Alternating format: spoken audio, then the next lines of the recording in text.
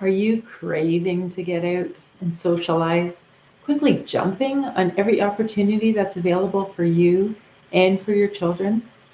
Or maybe you're too cautious about rejoining activities while there's still some uncertainty lingering.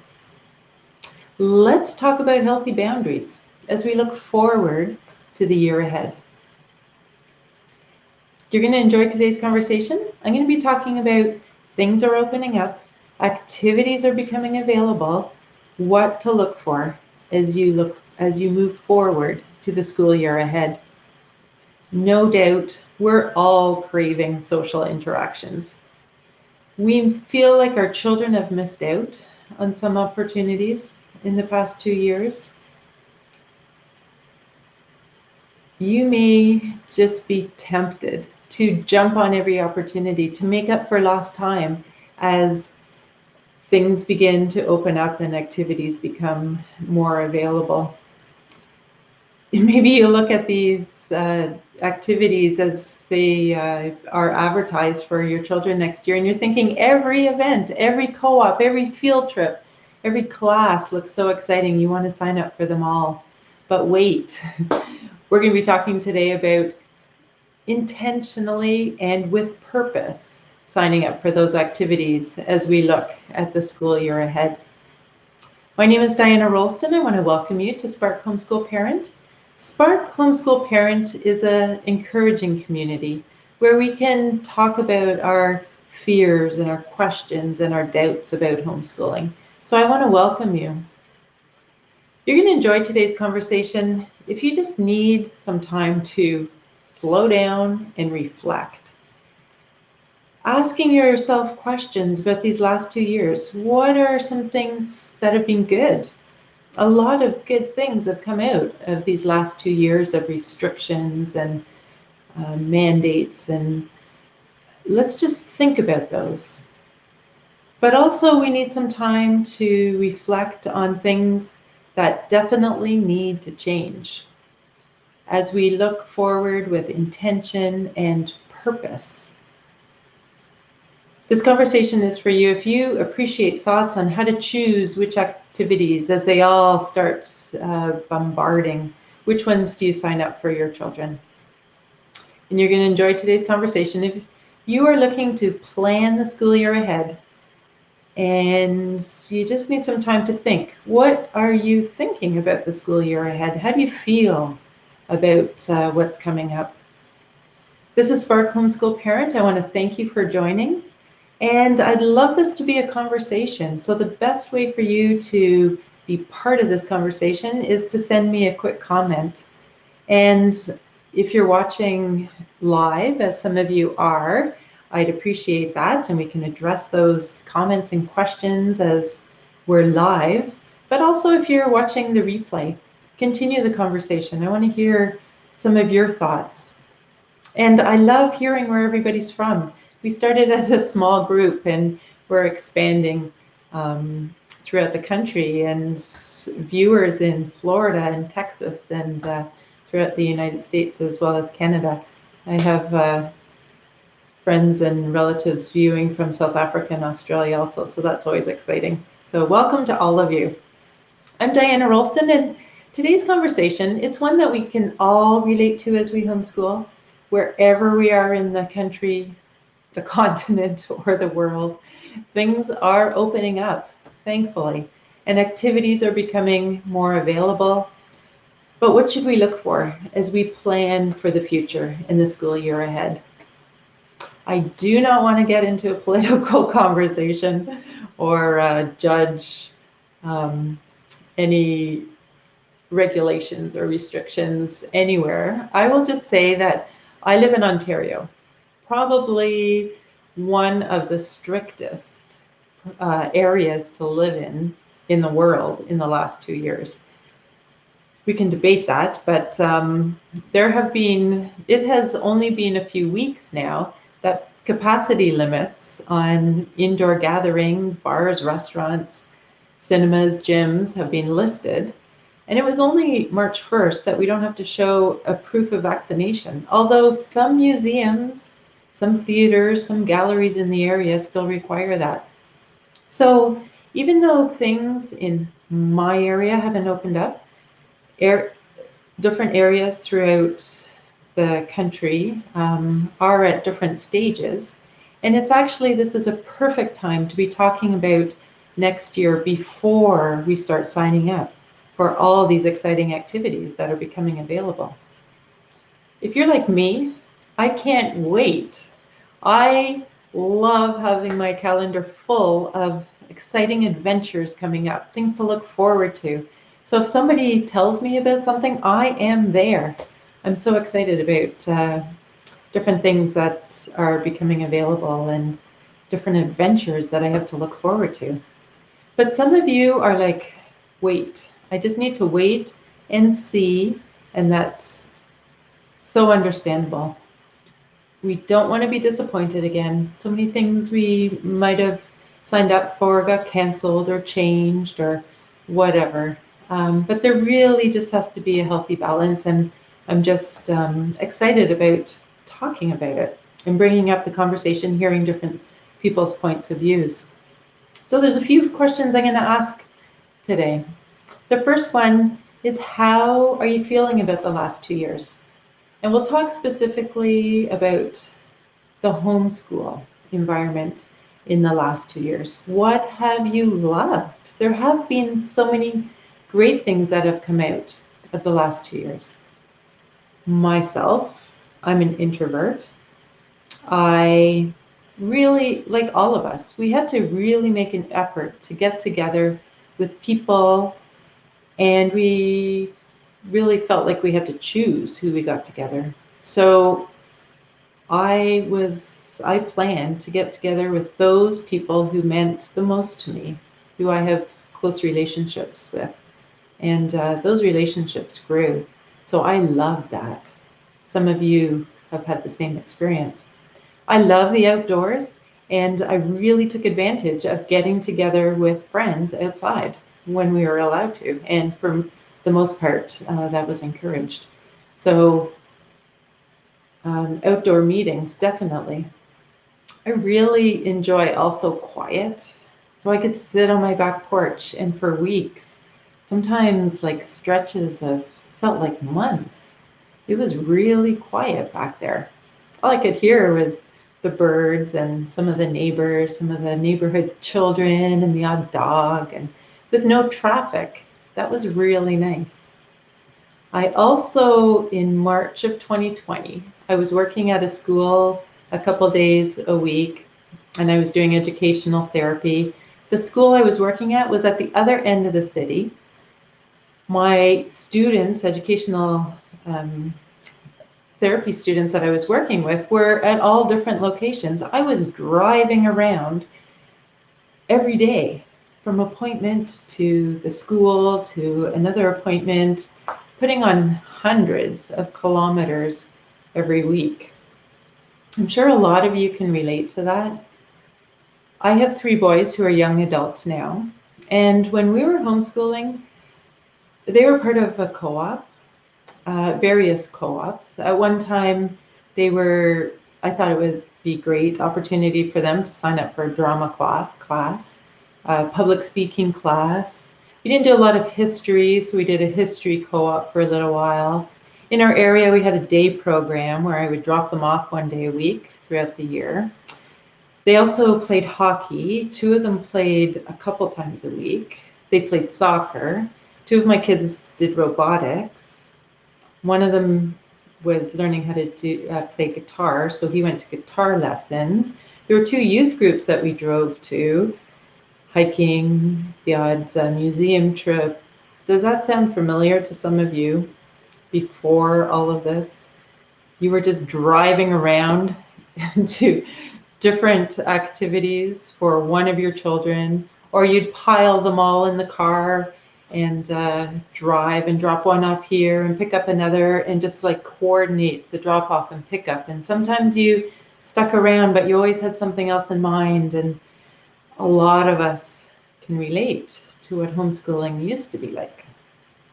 We had recently got together with our local homeschool support group. And we brought up this question. A lot of people could relate to that. We used to call it car schooling and not homeschooling. But that was one thing that everyone loved, is that sudden interruption to the craziness of what we thought was what we wanted to do, providing all these opportunities for our children. And we didn't know how to get off that and how to stop that, but we were forced to.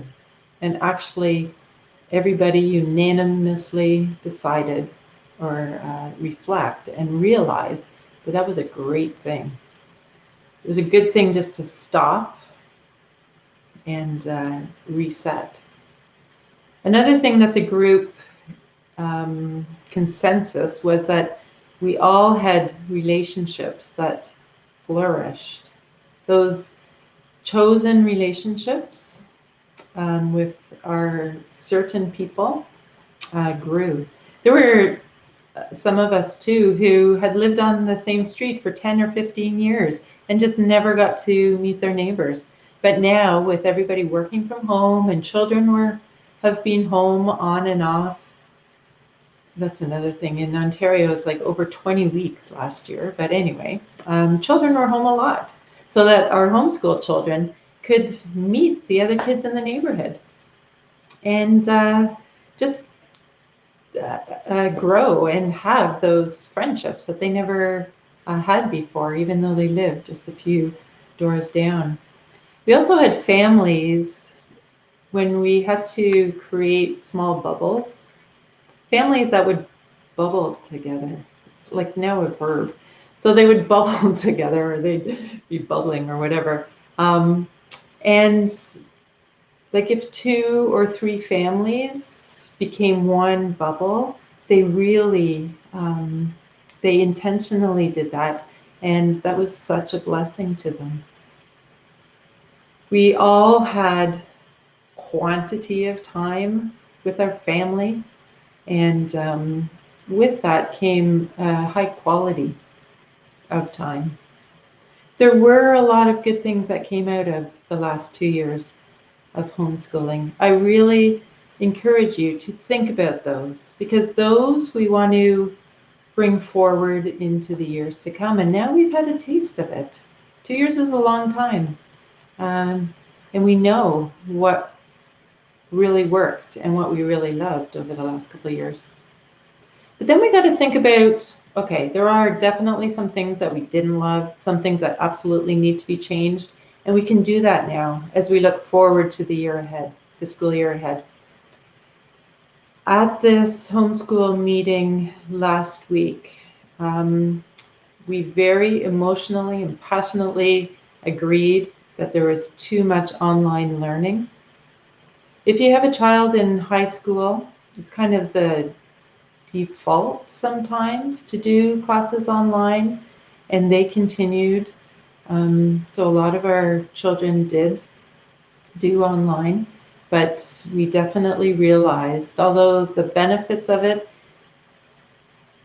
a lot of drawbacks, and it is not something we want to continue. We also, and everybody can relate to this, we need to get out, we need to socialize, and that just became very apparent over the last couple years. We all just spent way too much time alone. So I encourage you to reflect on some of those things that you loved, some of those changes that you just loved and you embraced and you want to continue. But then also those things, don't just keep going the way it's going. This is a time to look to the next year, and those things that need to be changed, let's do that, change those. The next question I want to ask is, how do you choose which activities to sign up for? Like I said, in my area, not a lot of opportunities, not a lot of activities available yet. But for some of you, those are coming quickly. So you really have to make a decision. I really encourage you to be intentional and purposeful. This is the month that I'm going to be focusing on that like every month is a different pillar of homeschooling. Last month, I talked about strengths, discovering our children's strengths, exploring our children's strengths. This month, I'm talking about purpose, creating a purpose. What is your purpose? Creating goals. And that's the S and the P in Spark. So how do you choose which activities to sign up for? If you've heard some of my workshops and conference talks before, I've talked before about setting goals. And I'm just going to briefly talk about that now, but it's something that really needs more time to talk about, and there's lots to talk about it, and it's such an important part of our homeschooling that when I do a workshop again about goals, make sure that you're part of that because it's changed our homeschooling. But just to say that our goals are based on the strengths that we determined each of our children have, and there's 4 areas that we create our goals in. Academics, what do you want your children to learn next year? Also, engage in conversation, and you just might be surprised what your children want to learn also. They may have different ideas, and some of them you want to embrace. The second thing you want to set goals in is your children's spiritual goals. If you're a Christian, that's going to be how your children grow in their relationship with Jesus. If you're not a Christian, that may include meditation or spiritual books that you go through together, or yoga, or whatever it is. But an important part of everybody's life is their spirituality. The third area that you want to set goals for your children are their physical goals. How are they going to incorporate physical activity in their life, in their days and in their weeks? And you want to keep that in mind when you are choosing activities for your children. The fourth area to set goals in, and these are to be written down. Think about them, talk about them with your children and with your family, but also write them down. The fourth one is your children's social goals. And you can see how some of those will interconnect. So academic goals, if your child wants, if on that list is to learn an instrument, and in your area there is an orchestra or a band, that's going to incorporate the academic goal of learning an instrument, but also the social goals that you may have for your children. So that would be an activity that you definitely would want to sign up for. Or if there's a youth group, that maybe the spiritual and the social goals also, or the physical. Easy when you do team activities or team sports to incorporate that physical and social.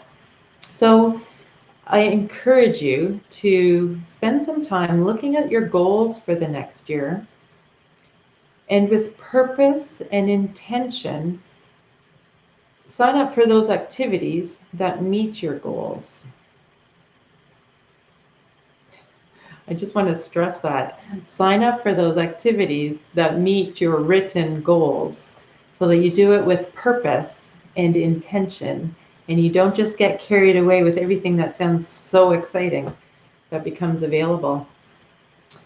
Now, things are different now, absolutely, and things are going to be different as we sign up for new opportunities next year. Some of our children have developed some worries. I'll use the word anxiety, but I don't mean like clinical anxiety. I just mean some anxieties, nervousness about getting together with other people. And that's completely understandable. Our babies haven't had the opportunity to be hugged and held by other people, to be in different settings. Our young children, like those that are 5, 6, 7, don't remember what it's like to play shoulder to shoulder with other children, or play without masks, or wrestle with each other and just have that close contact with others. They don't remember. It's been a long time ago for them. And then there's our preteens and our teens, where socializing is so important for their development, and they just haven't been able to do that appropriately. So there's going to be some nervousness, just because they haven't been doing that for a little while. And then, like my children who are in their early 20s, getting out and meeting people is such a huge part of their development also, and they just haven't been able to do that. So there's going to be some anxiety, some nervousness when you talk to your children about signing up for new activities.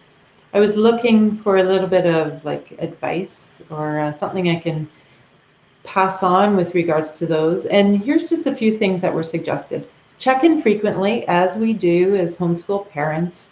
We're with our children a lot. Engage in those conversations and listen.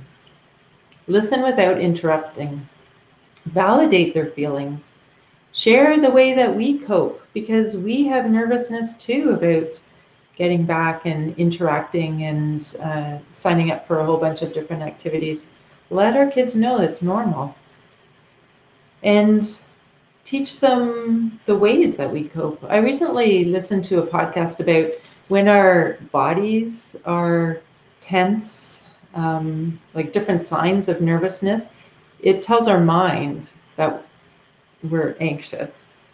So those coping skills of deep breathing and relaxing and calmness teach our brain to react in that way too. So keeping our bodies relaxed and calm, those are important things for us to teach our children.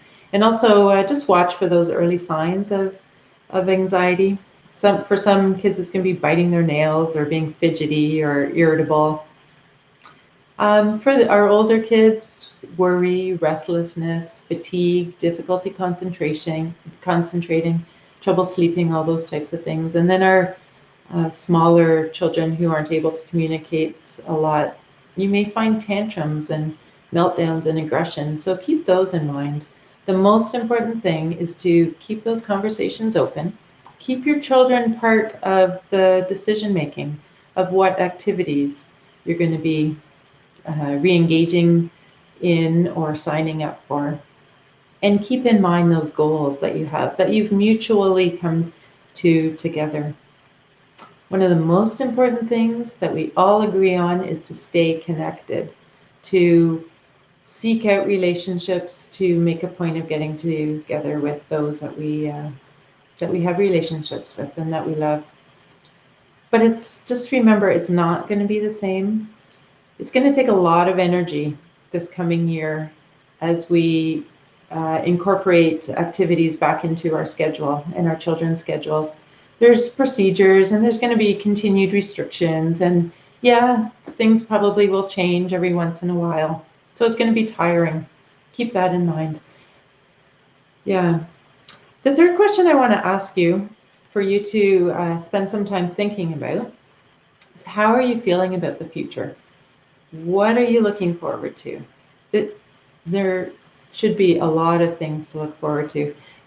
In this question, I want you to think back to the first question. What things have you enjoyed over these last 2 years that you want to keep part of your routines? For myself, I want to keep getting together with friends outdoors. I really enjoyed when I want to get together with a friend. We go on a hike or a bike or a walk or whatever and doing things outside. I'm going to keep doing that. And I've made the decision to do that. I also want to keep not going to unnecessary large gatherings. It's not something that I enjoy as an introvert. And now I have the choice to cut that out as much as I can. A lot of you can relate to this. I am no longer going to be driving all over town. I'm limiting my appointments, and I encourage you to do that. Remember what it was like a couple of years ago when you were driving your kids, picking up and orchestrating all of that. Make the decision that you're not going to do that anymore. I also, over the last 2 years, March of 2020, started doing weekly Zoom calls with my family, who are all out of town, and that's definitely something that we're going to keep up. I realize the importance of my relationship with my family, my extended family. At our homeschool group, we also continued talking about this also, and everybody agreed that they will sign up for and do fewer activities with their children, but fewer, more intentional activities. Some of us decided that we want to do more sort of, I was going to say spontaneous, but they need to be planned when you're doing it with other families. But rather than sign up for a baseball league, these families wanted to get together and play baseball with their kids in the park. Maybe that's something that you want to do. Just get together with a few families every week or every other week and just meet in the park. Today we'll bring our baseball equipment. Next week we'll bring a football. The week after that we'll do something else. Maybe that's what you want to be doing. Also intentional and purposeful, based on those goals that you've written down. Everybody also, we're going to be evaluating. We all agreed that previously we would evaluate activities based on the day, the time, the cost. Yes, we can get there. Sounds good. But there's going to be a unanimous decision making now that rather than just signing up for all of these, families are going to be asking who's going to be there. What sort of social interactions are there going to be? Because now we're realizing that we want the academic goals, but we also want those social goals. We want activities that we can get together with people that we know. And for parents, we talked about how we, rather than just dropping our children off at different activities, we want to really intentionally connect with other homeschool moms and dads. So activities that can have sort of a waiting area for parents so that we can talk with each other and get to know each other and encourage each other on. So what types of things are you going to be using to help you with your decision making now as activities become more available and restrictions are lifted? So to summarize, yeah, I would love if you could just spend some time reflecting. What are the good? What are the bad of the last few years? What things do you want to keep? What things do you want to change? And before you sign up for anything, set your goals, write them down so that with purpose and intention, you can choose those activities that you want to embrace, and those activities, don't sign up. Make the changes that you decided that you wanted to make from this year for the next year coming. I hope this has been helpful, and I would love it if we could continue this conversation. So send in your comments, whether you're watching live or on the replay. That would be awesome. And just remember that at Spark Homeschool Parents, I'm committed to equipping you with the skills and the mindset to navigate through this ever-changing homeschool journey. These Facebook Lives are just a part of the conversation that we have every week.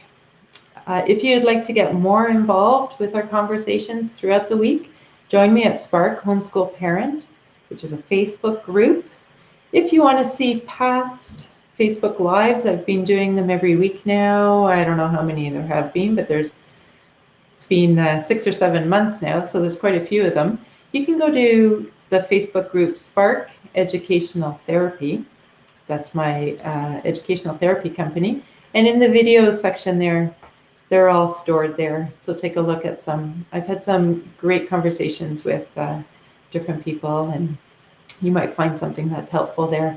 I'll be here again next Friday at 1 o'clock, like every Friday, with another Facebook Live. And remember, until next week, as homeschoolers, we can help our children find the spark that engages their learning.